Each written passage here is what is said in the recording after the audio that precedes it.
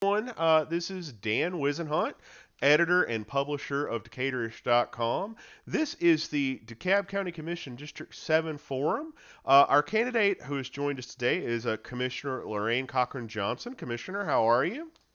I am wonderful, Dan, and thank you and Decatorish for giving me the opportunity to be present. Thank you. I do want to say that I was speaking with former Commissioner Adams a little while ago. He asked for the link. I sent him the link. He hasn't joined the meeting. Our rule is, we tell everybody a time, and if you aren't here by the time the forum starts, we're going to start without you. So that's why you only see one candidate. He had the other candidate, Dee Marie Monroe, was also given a link. Never heard back, so that is why you only see one candidate here today, folks. We do have to stick by the rules and respect everybody else's time. So, because we only have one candidate, there's really no need to keep time, but will try just for the sake of keeping it moving. So, Commissioner Johnson, if you would, could you give us a 2-minute opening statement, please? Absolutely. I am Lorraine Cochran Johnson, and I am the proud commissioner of Super District 7. For those of you who know me, I consider myself a commissioner to all. I would say, like Mayor Dinkins, I do not draw lines, I draw circles. So I'm proud to serve all 760,000 DeKalb County residents. Came into public service after being elected in 2018. So I am now 3 years, 4 months, and 21 days into my first term. It has certainly been a labor of love. I come to say that I'm very excited about the future of DeKalb. To those who are joining us, I'm a firm believer that our communities are a reflection of those who serve. I come from corporate America, where I have over 2 decades in mass marketing, communication, as well as management. So my skill set has worked very well in DeKalb. I tend to think a bit differently, very in tune with community, because it was concerns, particularly living in South DeKalb, for what I didn't see that brought me to the table. And I'm happy to represent all DeKalb County residents. Your interests, I understand the importance of public safety, of economic development. Of course, housing right now is a very important issue as we face across not only DeKalb County, but in urban markets, issues with affordable housing, as well as preservation of green space, parks, recreation, and quality of life. So happy to be with you today to have a conversation. Thank you. Ordinarily, the way these things work is when you're 30 seconds out and we have multiple candidates, I'll give you. So I'll try to stick to that, just so we can kind of keep things moving. Commissioner, our first question, and I'll give you 3 minutes to respond, is going to be the 1 penny special purpose local option sales tax will soon sunset unless DeKalb voters approve its renewal. Are you in favor of renewing the SPLOST? And if so, what will be your priorities for how the money is spent? You have 3 minutes. Okay, I am a huge proponent for SPLOST, our special purpose local option sales tax. You are correct. It will sunset in a little over a year and go back to referendum. Very excited to say that DeKalb County was honestly one of our last large municipalities to pass SPLOST. Of course, Cobb, Gwinnett, City of Atlanta all had SPLOST in some instances for well over a decade before DeKalb County did. But what our SPLOST does is allow us to directly allocate through that 1 penny funding for roads, critical repairs, as well as CIP, which is capital improvement plans. For DeKalb County, of course, in DeKalb County, I like to educate as I go. We have 13 different municipalities or cities. So each one of those receives a pro rata distribution of SPLOST based upon population. And in DeKalb County proper, 85% of all SPLOST dollars are used for the resurfacing of roads. Throughout DeKalb, we were in critical need of funding to address our roadways. So for many of you, you are seeing resurfacing of roads that was long overdue. because quite simply, DeKalb County is just like your home. If we do not have the money in the budget, we're unable to provide the service. Also, probably 3 months ago, we broke ground on our very first vertical structure that is a result of SPLOST. As a result of our SPLOST funding, we will be building 5 new fire stations. We are also using SPLOST dollars towards much needed repairs to our local libraries, and that money is critical. So each year, as a general rule, we seek to resurface 100 miles of highway. In terms of dollars, it's $425,000 per mile to resurface. Over the life of the 6-year program of SPLOST, DeKalb County will generate over $636 million. So that money is absolutely critical to the future. I would ask DeKalb County residents to look at the work that it has done. It has made an enormous difference, and let's vote SPLOST. Thank you. Next question. And again, I want to reiterate that we did invite both candidates here. I told the candidates that they needed to be in 10 minutes before the forum started. It was past 1. We moved forward. That's why former Commissioner Adams is not here. DeMarie Monroe was also invited. So that is why you only see one candidate here. So I just want everyone to know we did invite everyone and send everyone the link, but we do have to follow the rules of the forum. Commissioner Johnson, can you tell us in 3 minutes why you feel you are a better candidate than your opponents? 3 minutes. I am a better candidate than my opponents because I've had 3 active years, but most importantly, I've been a DeKalb County resident now for over 23 years. I believe that my skill set has honestly been refreshing to many because I am not institutionalized. I see DeKalb County as it is. I see the issues that we face as they are. And I think that it's very important to have people at the table who do not suffer from what I call groupthink, which was a popular term by Irvin Janis to those who study human motivation. But I have the practical experience. During my first 3 years, within my first 90 days, I presented legislation requesting a moratorium to end the issuance of building permits for boxed stores. I was successful in being able to achieve that only because we defined box stores, not as Family Dollar, Dollar Tree, and Dollar General, but looking at not only the data and research in the industry on the proliferation of those facilities and what they do to communities as they relate to food deserts and health insecurities. We were successful.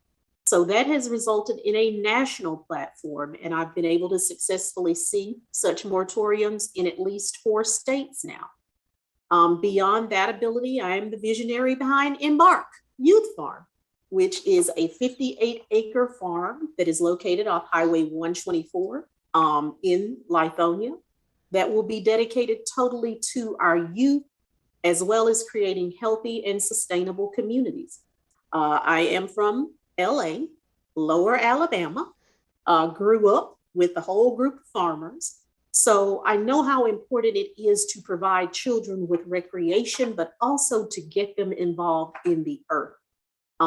Literally, through a variety of funding mechanisms, I've been able to secure a little over $2.3 million for the creation of what will be the largest youth farm in the Southeast region, featuring a state-of-the-art greenhouse, zip lining, as well as teaching entrepreneurship in a variety of activities. And I'm also proud to say that I have funded DeKalb County's convention center study, because it's long overdue that we have a convention center. So my practical experience and my ability to get things done is what I believe is a huge asset to the people of DeKalb, and I look forward to continuing my track record. Thank you, Commissioner.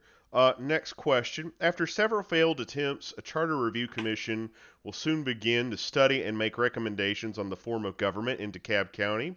What changes would you make in the DeKalb form of government, and do you think DeKalb should abandon the elected CEO form of government? You have 3 minutes. Okay. I'm very excited about the Charter Review Commission finally taking form and beginning to be active in their meetings and conversations.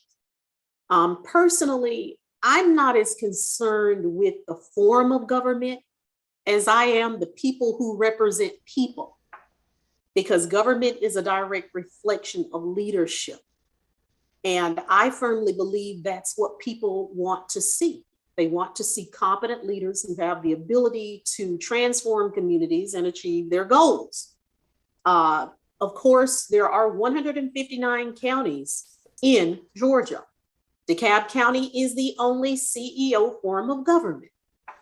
I personally don't concern myself as much with the form of government as I do with what we're able to achieve.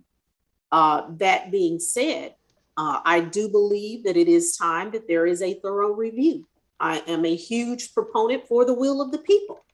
Once the Charter Review Commission has had the opportunity to review our current form of government and determine if they feel that we are better served by a different form of government, and that could, of course, include drawing new lines for commissioners as well as the legislative branch of DeKalb County government. I would welcome those recommendations and welcome the opportunity of the people to make the decision. Because for me, service isn't about the form of government, it's about understanding the needs of people and simply getting the job done. Thank you. Next question. The Board of Commissioners has exclusive decision making over zoning. The decisions impact the cost of housing and the stability of neighborhoods. Land use and Mhm. zoning also impacts the tax base. What changes would you make in land use and zoning policy in DeKalb County? 3 minutes.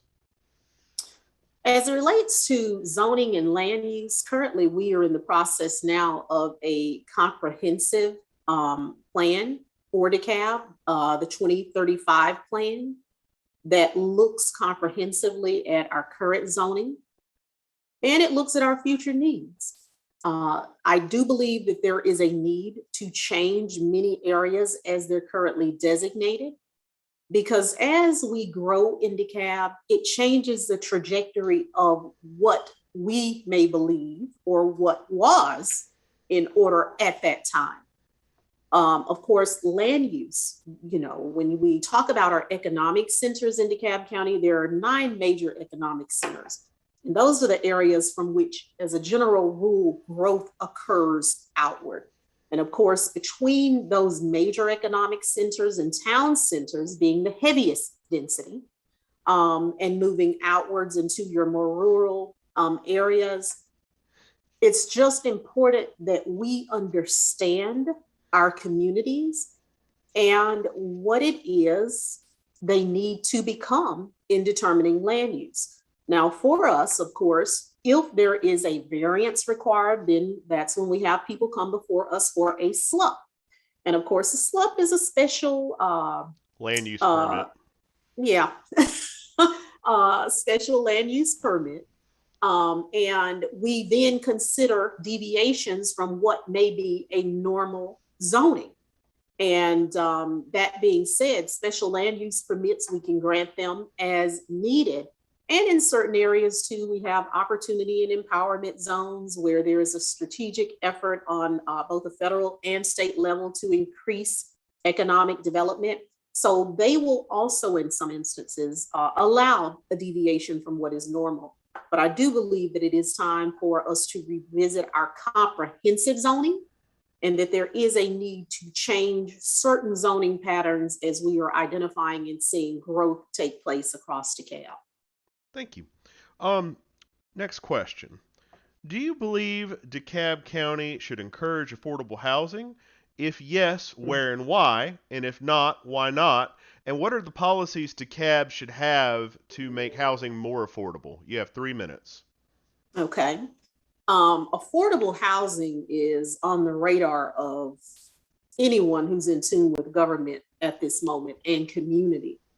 As it relates to affordable housing, I held a town hall several months ago because, like many other urban centers and markets, we are in what I call the middle of an affordable housing crisis. We are seeing property values rise to an all-time high. And of course, people expect from government often what they can't provide for themselves. So people come to me daily. I receive emails from individuals who are in need of affordable housing. But the truth is, DeKalb County is not technically in the housing business. We provide essential services. We provide sanitation. We provide water. We provide policing, public safety. But as it relates to affordable housing, we all have an interest because we must provide housing for the residents of DeKalb. And I also believe that we must take actions to ensure, particularly from a tax assessment standpoint, that we're not allowing inflated rates that we're seeing for the sale of properties. And I do want to point out that we recently received a study from 2020 and 2021 that indicated that 56% of all properties that were sold south of Memorial Drive that were zoned R1 residential were not sold to individuals, but LLCs, private investors, and Wall Street, with Invitation Home from Wall Street being the largest, purchasing 12,000 units in South and unincorporated DeKalb. So from a governmental standpoint, I do believe that we need a dedicated housing specialist who seeks to increase affordable housing through the use of tools that DeKalb has in its toolbox, whether those are tax abatements, whether it is through funding, because of course we have everything here from ACE to 108 revolving loans, as well as CDBG, Community Development Block Grants. But I do believe we must spearhead affordable housing because for many, we have individuals who plain and simply cannot afford to purchase and or rent on their current salaries as we see housing prices increase across DeKalb. Thank you, Commissioner. Next question. Are there specific neighborhoods or places in your district that warrant a focused small area plan to guide future development? You have 3 minutes. I have seen those requests from quite a few communities as it relates to small area plans. I immediately think of one of my constituents, Martha Gross, and the Belvedere area.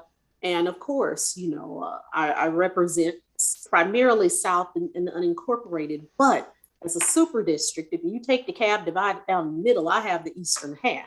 So I concern myself with everything from the southernmost tip of Dunwoody down through Tucker, Doraville, Stone Mountain, Stonecrest, Lithonia, Pine Lake, as well as unincorporated DeKalb and Ellenwood. So as it relates to small area plans, they can be extremely useful because communities like even Pine Lake, which is our smallest community, it helps you chart your own personal growth. And it gives you the opportunity to create a plan in which you can enlist development. So even with partners like ARC, the Atlanta Regional Commission, when we talk about livable centers initiatives, it is very important that we have small area plans because they can be the core of community and they can actually spur the desired growth of the community. So I'm a huge proponent for them. Of course, they are at a cost. So when we talk of the creation of them, it has to be very strategic and it is totally a community-driven effort. Thank you. Next question. How and when should the DeKalb Development Authority use incentives or tax breaks to encourage development? You have 3 minutes. Okay. As it relates to incentives and what I call the tools that are in the toolbox that are used by DeKalb Development Authority, And for all of you who are watching, DeKalb Development Authority is the official economic development vehicle of DeKalb County. So they are charged specifically with the responsibility of the recruitment of industry, the retention of existing businesses, and working alongside businesses to ensure that they have the resources that they need.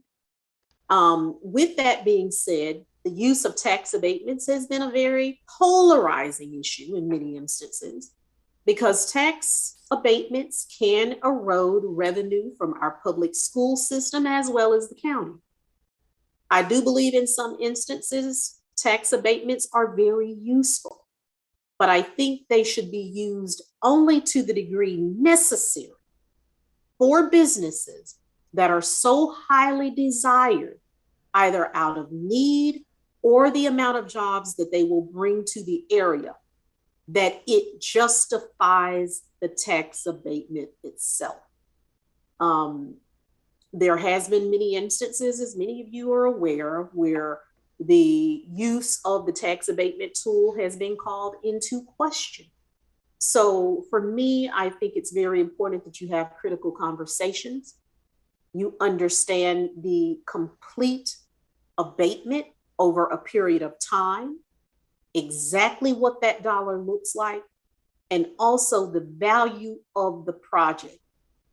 And it's important to set an assessment and correlation between the need for the abatement and what it will deliver to the people of DeKalb. If the end does not justify the means, I am not in favor of abatements on those particular projects. Okay. Thank you, Commissioner. Next question. What is your opinion of efforts to create new cities in DeKalb County? 3 minutes. As it relates to cityhood, I'm very forthright in saying that I have not been a proponent for cityhood. However, I understand the cityhood movement. I think good government eradicates the desire for cityhood. People only desire cities when they feel that they are not receiving what they ought from local government. So I understand, I totally understand the movement towards cityhood under all circumstances. So I don't, of course, I'm not hard on those individuals who desire cities. I do ask that when you vote for cities, you totally understand what it means. Because of course, when you vote for a city, it only requires that you provide 3 essential services. As a general rule, all other services, including public safety, as well as sanitation, water billing, remains with DeKalb County, Georgia. And we provide those services through what is called an IGA, an intergovernmental agreement with the newly formed city. With that statement being made, if we provide good government, it will eradicate, in my opinion, the desire to create additional cities, because when those cities are created, it does erode revenue from the county. So I do believe that when you're a city, you ought to fully function. And most plain and simply do not have that capacity. So for us, it's a bit ambivalent because we still continue to provide the bulk of all essential services. And most tend to elect zoning as well as parks and recreation as an essential service that they will tend to provide, as well as your parks and recreation. Thank you. Next question. Do you support ending drug testing for marijuana for people applying for certain non-public safety jobs in DeKalb County? 3 minutes. Personally, I do not support ending mandatory drug testing. Drug testing in DeKalb County is used as needed when there is a belief that there is a need to have a drug test. So for me, that's a huge concern to remove such a tool because, of course, I would not want to create an environment where we may place anyone, whether a DeKalb County resident or a worker, in harm's way, because the people of DeKalb would then suffer any liability that may result from our action. So for me, that is a very slippery slope. And I'm not there yet to say that I do not support drug testing for marijuana. I meant specifically for pre-employment, not following an accident or an incident or anything like that. Just to clarify, I don't know if that makes a difference in terms of your answer. For pre-employment, I'm a little less inclined to be as strict, but I do believe that as a general rule for pre-employment screening, that marijuana testing should remain in place. Okay. Um, Next question. As property values go up, taxes go up for homeowners as well. Should the county consider reducing its millage rate to help homeowners? You have 3 minutes. I'm not a proponent for a reduction in millage, although I will sit here and say that since coming on the Board of Commissioners in 2019, for 3 years, we have not increased the millage rate. If individuals within DeKalb County are seeing an increase in property values and assessments, it is strictly because you're seeing a rise in your personal property value. Now, because of what we're experiencing in the marketplace, I do believe that it is necessary that we ensure that we are assessing property values correctly. Because in many instances, we are seeing property sell far above even the appraised value.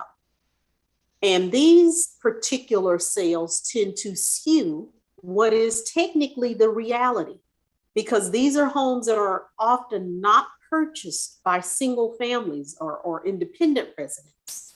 These are homes that are being purchased by LLCs, private investors, and Wall Street. So they are able to pay far above fair market value. But the average individual then must contend with the property values within their area and the detrimental impact that that sale may have on their assessment. And that's where I have proposed here in DeKalb County that we pay careful attention. I'm not sure if that means we need a formula or if we must evaluate each and every sale that is made so that we are able to determine and adjust as needed the actual fair market values of homes so that they do not become a detriment and we are able to keep in line the reality of home values, even when we are in such a market as we find ourselves at this moment. As it relates particularly to that millage rate, DeKalb County, we operate off tax revenue. So for us to adjust or lower the millage rate, I think would be detrimental to continuing to provide services at the level that we do. But I am for us doing things that make common sense, because like all of you that are watching me, I live here in DeKalb County, and property sales in my area does affect my home value. And all that I ask is that we have a tool in place to ensure that we are not allowing inflated property values to affect the average citizen of DeKalb. Thank you. And my last question is, what do you think, it's a two-parter, what do you think is the best decision DeKalb County has made within the last 4 years? And what do you think is the worst decision DeKalb County has made in the last 4 years? 3 minutes. I would say the best decision that DeKalb County has made in the past 4 years was the creation of a CIP, comprehensive improvement plan, capital improvement plan, as it relates to water sewer capacity and ongoing capital improvements. Many of you may be aware that DeKalb County is currently under a consent decree through the Environmental Protection Agency that requires us to expand, enlarge, and increase our water sewer capacity. Also, at this moment, we are building out Stampfinger wastewater treatment facility, which will largely increase our capacity, particularly water capacity as it relates to South and unincorporated DeKalb. And I can say to all of you that are watching, I'm excited about the future of DeKalb because we have almost 400 businesses that are waiting for water sewer capacity reports. So there is a great deal of interest in business development, but in many instances, we've not been able to move forward because we lack capacity. And this is not a problem that just developed. This is something, or shall I say, but for the omissions and the sins of fathers far detached, do we find ourselves here today because we plain and simply have not addressed infrastructure to the level and degree that we ought. So the creation of a capital improvement plan, addressing our SSOs, sanitary sewer overflows, our PSARTs, priority sewer assessment areas, our OSARTs, our ongoing sewer assessment areas are all very important to the future of DeKalb. And even with that, I must point out that recently Tucker, we approved a $600,000 payment as it relates to infrastructure so that they were able to acquire a $260 million project. And that was all made possible by our current efforts related to the EPA and us strategically focusing on the expansion and enlargement and increasing our water and sewer capacity. It will have an enormous effect on us in the future. And I would also like to acknowledge CEO Thurman's role in that critical process. So that is our best decision. It was absolutely necessary, but you as residents will begin to see enormous growth as a result of that action being taken. Thank you. Commissioner, I'll give you 2 minutes to make a closing statement. Okay. I would just like to say to all of you, I've never been more excited about DeKalb County and where we can go. As we prepare to vote, it's very important that you show up at the polls. It's not enough to check boxes. It's very important that you understand the candidates, that you understand how they think and their level of commitment. When I walked into DeKalb County, I've always been a hard worker, but I came to set a new standard in expectations for the delivery of governmental services. I believe it's very important that we have bright minds, competent thinkers, and individuals who have vision, who see beyond where we are to understand what we can become and what's necessary for us to reach that destination. So I'm thankful to have the opportunity to be present. I'm thankful to serve the people of DeKalb County. And I would ask each of you to commit yourselves to ensuring that you are engaged, that your opinion and your voice is heard within your community, and most importantly, to concerning yourself with not only local but national politics, so that we have the ability here in DeKalb County to progressively move forward. I look forward to seeing tremendous gains in mass transportation as the chair of Public Works and Infrastructure and Good Government. I actually require audit for all contracts through Public Works and Infrastructure that are $3 million or more. So I have saved DeKalb County residents during my 3 years present over $50 million by simply instituting mandatory audits. So it's possible to have good government. It requires us having people who are competent and giving them the opportunity. So I'd like to thank everyone because I'm not traditional government, nor do I ever seek to be.